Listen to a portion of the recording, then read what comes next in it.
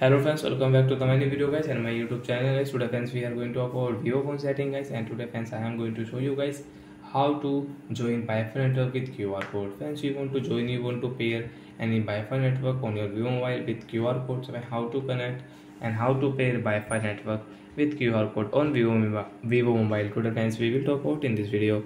So before starting video friends, first of all go and subscribe the channel guys, click the bell icon, like the video.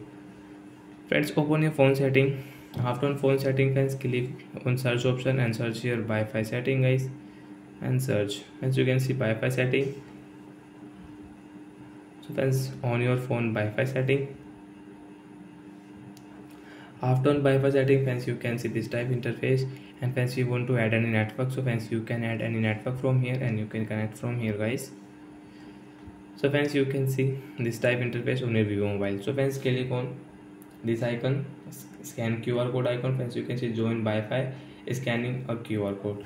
So friends, this phone friends I have connected one network, and friends now we will share this Wi-Fi QR code from here. Click on Wi-Fi QR code, and friends Vivo mobile guys, we will scan this QR code.